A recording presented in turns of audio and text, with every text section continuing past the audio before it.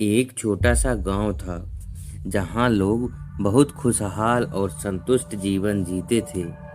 परंतु गांव के बाहर एक घना जंगल था जिसे लोग काली रात का जंगल कहते थे।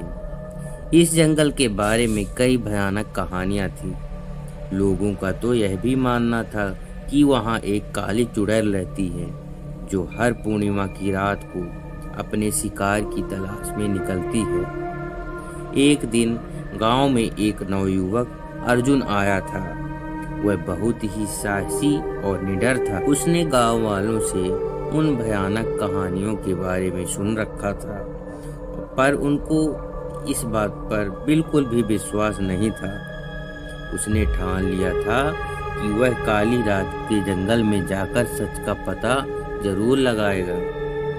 गांव के बुजुर्ग ने उन्हें बहुत समझाया, अर्जुन बेटा, यह कोई साधारण जंगल नहीं है। यहाँ जाने वाला कोई व्यक्ति वापस कभी नहीं आता है। लेकिन अर्जुन ने उनकी बातों पर बहुत ध्यान नहीं दिया और अपनी यात्रा की तैयारी करने लगा। पूर्णिमा की रात अर्जुन अपनी टॉर्च, कुछ खाने पीने का सामान और एक तलवार लेकर जंगल की ओर निकल पड़ा।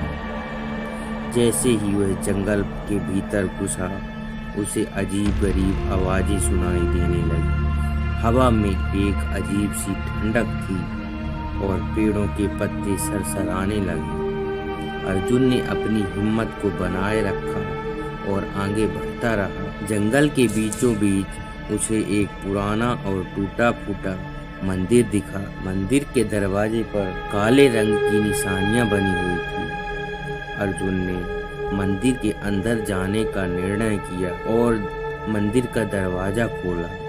उसे एक भयानक आवाज सुनाई दी, कौन है जो मेरी शांति भंग कर रहा है? अर्जुन ने अंदर कदम रखा और देखा कि काली साड़ी में एक औरत खड़ी है। उसकी आंखें लाल और चेहरे पर डरावनी मुस्कान थी। अर्जुन ने हिम्मत करके पूछा, तुम कौन हो और इस जंगल में क्या कर रही हो? उस औरत ने हंसते हुए कहा, मैं इस जंगल की रानी हूँ, काली चुड़ैल। मैं हर पूर्णिमा की रात अपने शिकार की तलाश में निकलती हूँ और आज तुम मेरे शिकार हो। अर्जुन ने अपनी तलवार निकाली और कहा, मैं किसी से नहीं डरता। काली चुड़ैल ने जोर की हंसी हंसी और कहा, तो फिर आओ देखते हैं तुम्हारी हिम्मत। अर्जुन ने चुड़ैल पर हमला करने की कोशिश, लेकिन उसकी तलवार उसको छू भी ना सकी। चुड़ैल ने अपनी जादुई शक्तियों से अर्जुन को हवा में उड़ा दिया। अर्जुन जमीन पर गिरा और दर्द से कराहने लगा। चुड़ैल ने कहा, तुम्हारी हिम्मत की दाद देती हूँ, लेकिन तुम मेरी सामना नहीं कर सकते हो।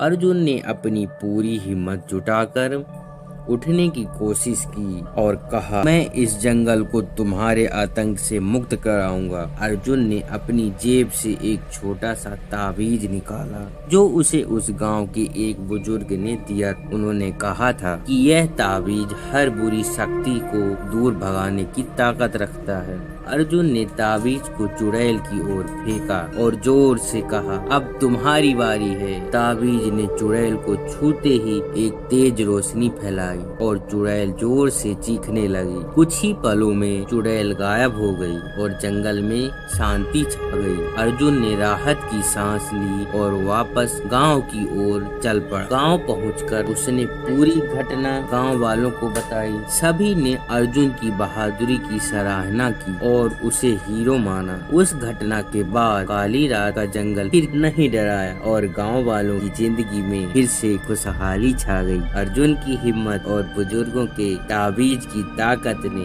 उस काली रात की सच्चाई को हमेशा के लिए बदल दिया। अब वह जंगल डरावना नहीं रहा, बल्कि एक नई शुरुआत का प्रतीक बन गया। तो दोस्तों, आज की कहानी आपको कैसी लगी कमेंट सेक्शन पे जरूर बताइएगा। मिलते हैं किसी नई वीडियो के साथ, तब तक के लिए जय हिंद।